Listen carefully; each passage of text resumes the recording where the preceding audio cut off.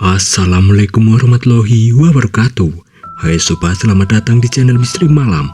Malam ini saya akan membawakan cerita kisah mengerikan dagang sayur ke desa gaib.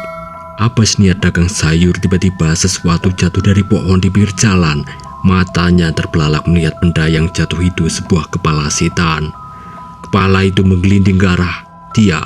Wajahnya dengan jelas pucat dengan mata yang melotot, dan yang paling mengerikan, sebuah senyuman lebar yang tidak manusiawi. Jangan lupa like, komen, dan subscribe. Nyalain juga lonceng notifikasinya agar tidak ketinggalan cerita-cerita misterius lainnya. Semoga kita diberikan kesehatan, rezeki, dan perlindungan. Amin. Tanpa lama-lama, lanjut saja ke ceritanya. Di sebuah rumah sederhana di lereng gunung, Aji, anak muda yang berumur 19 tahun, mulai bersiap untuk rutinitas sorenya. Jam dinding menunjukkan pukul 5 sore. Aji keluar rumah menghirup udara sejuk khas pegunungan. Dia menghampiri sepeda motornya yang terparkir di halaman, mengeceknya dengan teliti. Motor ini bukan sekedar kendaraan, tapi partner setianya dalam mencari nafkah. Selesai dengan motor, Aji beralih ke keranjang dagangannya. Dia memeriksa setiap sudutnya, memastikan semua dalam kondisi prima. Keranjang ini akan jadi rumah sementara bagi sayur-sayur segar yang akan dia jual nanti. Meski jam yang sudah menunjukkan pukul 5, Aji belum bergegas untuk ulakan sayur. Dia punya ritmenya sendiri, menunggu waktu yang tepat ketika harga sayur lebih bersahabat. Sambil menunggu, Aji duduk di teras rumahnya. Matanya menerawang kejauhan, menatap hamparan hijau lereng gunung yang membentang. Dia tersenyum bersyukur bisa tinggal di kota kecil yang damai ini. Meski kecil, kota ini punya krams tersendiri, udara yang bersih, pemandangan yang memukau, dan kehangatan warga yang saling kenal satu sama lain. Aji duduk merenungkan perjalanan sebagai pedagang sayur muda. Bukan pilihan yang mudah, tapi dia bangga bisa berdiri di usia semuda ini. Setiap hari adalah petualangan baru, dari tawar-menawar dengan petani hingga bercengkraman dengan pelanggan setianya. Saat matahari hampir tenggelam, Aji bersiap untuk berangkat.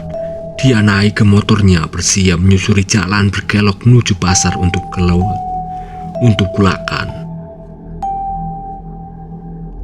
Dalam hatinya ada semangat, hari ini pasti akan jadi hari yang baik untuk berdagang. Dengan tekad dan kerja keras, dia yakin bisa meraih mimpinya satu persatu. Malam pun sudah larut. Suasana kota kecil di lereng gunung itu sunyi.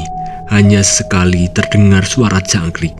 Jam di kamar Aji menunjukkan pukul 1.50 pagi. Matanya terbuka perlahan, terbangun oleh alarm yang dia set. Aji bangkit dari tempat tidurnya. Meski masih mengantuk, dia tahu tak ada waktu untuk bermalas-malasan. Rutinitas dini hari dimulai. Dengan gerakan yang mudah dihafal di luar kepala, Aji berjalan ke kamar mandi. Air dingin membasuh wajahnya, mengusir kantung yang tersisa. Dia menatap cermin yang menyemangati dirinya sendiri untuk hari yang akan dia mulai. Ia pun kembali ke kamar. Aji memanggil jaket tebalnya. Udara pegunungan di jam segini bisa sangat menggigit. Dia juga memakai celana tebal dan sepatu yang aman. Perlengkapan ini bukan hanya untuk menghalau dingin, tapi untuk kenyamanan selama berjam-jam nanti saat berdagang. Jam menunjukkan pukul 2 pagi, tepat saat Aji keluar rumah. Dia menyalakan motornya. Suara mesin memecah keheningan malam. Perjalanan 45 menit ke pasar akan dimulai. Aji memacu motornya menyusuri jalan berkelok. Angin dingin menerpa wajahnya, tapi semangatnya tak tergoyahkan. Dia tahu harus cepat, pasar akan ramai, dan dia tidak mau kehabisan sayur-sayur terbaik untuk dagangannya. Tepat pukul 2.29 pagi, Aji tiba di pasar meski masih dini hari. Tempat itu sudah mulai hidup. Para petani dan pedagang besar sudah siap dengan dagangan mereka. Aji bergegas, matanya jeli mencari sayuran terbaik dengan harga yang pas. Inilah awal dari hari Aji sebagai pedagang sayur muda. Meskipun harus bangun saat orang lain masih terlelap, dia menjalaninya dengan semangat. Baginya setiap sayur yang dia pilih adalah langkah menuju mimpinya, dan setiap langkah yang dia layani adalah kesempatan untuk berkembang. Di usianya yang baru 19 tahun, Aji sudah memahami arti kerja keras dan dedikasi. Mungkin teman-temannya seusianya masih terlelap, tapi disinilah Aji mulai harinya di pasar, siap menghadapi tantangan sebagai pedagang sayur muda di kota kecil yang damai.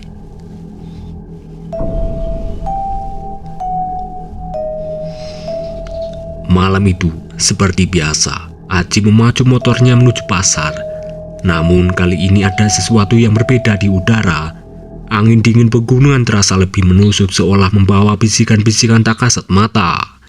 Aji sampai di bagian jalan yang paling ditakuti, sebuah tikungan tajam ke kanan yang menanjak curam. Ini jalanan utama menuju pasar. Tak ada pilihan lain. Dia memperlambat laju motornya, waspada pada setiap belokannya. Tiba-tiba di tengah deru mesin motornya, Aji mendengar sesuatu yang membuat bulu kuduknya berdiri. Suara tangisan lirih namun jelas, seolah-olah berasal dari tempat di sampingnya. Aji menelan ludah meski menggunakan helm. Suara itu terdengar begitu dekat, begitu nyata. Dia teringat cerita-cerita yang beredar di desanya. Orang-orang sering membicarakan tentang penampakan di tikungan ini. Yang paling sering disebut adalah sosok wanita dengan wajah hancur. Aji selalu menganggap itu hanya cerita untuk menakut-nakuti. Tapi malam ini, Aji mencekram rata setang motornya, berusaha tetap fokus pada jalan. Namun suara tangisan itu tak kunjung hilang, malah seolah semakin keras, semakin dekat. Dengan jantung yang berdebar kencang, Aji memberanikan diri melirik ke kaca spionnya. Untuk sesaat dia merasa melihat bayangan sama di belakangnya, sesuatu yang pucat dengan rambut panjang menutupi wajahnya. Aji langsung mengalihkan pandangannya, memilih untuk fokus ke depan.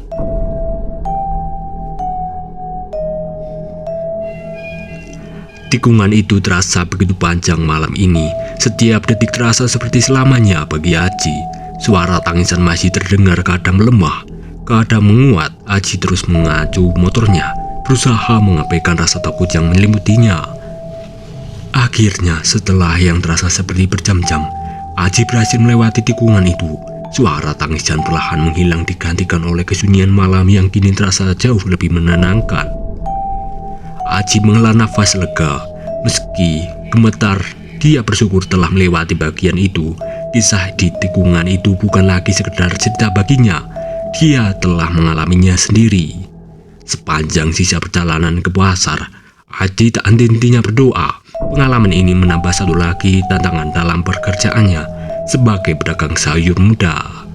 Bukan hanya dingin dan kantuk yang harus dia lawan, tapi juga ketakutan akan hal-hal yang tidak bisa dijelaskan. Namun Aji bertekad untuk tetap tegar.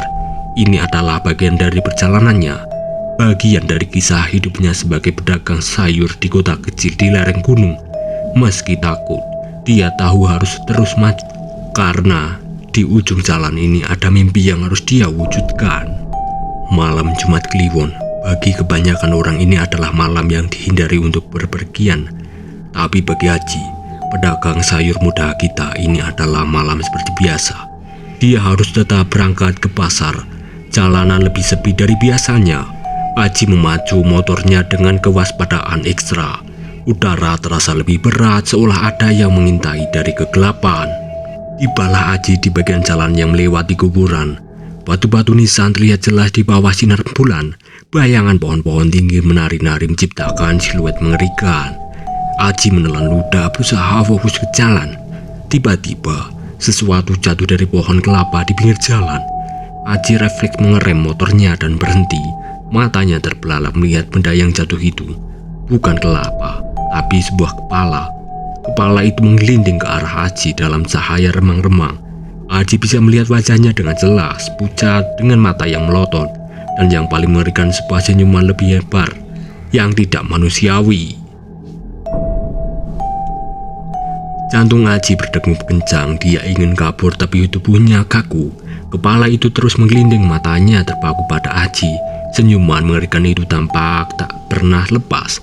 Dengan tangan gemetar Aji berusaha menyalakan kembali motornya. Namun mesinnya seperti mati. Kepala itu semakin dekat. Senyumannya seolah semakin lebar. Aji memejamkan mata, mulutnya kumat kami membaca doa. Dia bisa merasakan hawa dingin mendekat, seolah kepala itu sudah di dekat kakinya. Tiba-tiba motornya menyala sendiri, aneh sekali. Tanpa pikir panjang, Aji langsung tancap gas meninggalkan tempat itu secepat yang dia bisa. Dia tak berani menoleh ke belakang, takut melihat kepala itu masih mengikutinya. Sepanjang perjalanan Aji tak henti-hentinya berdoa.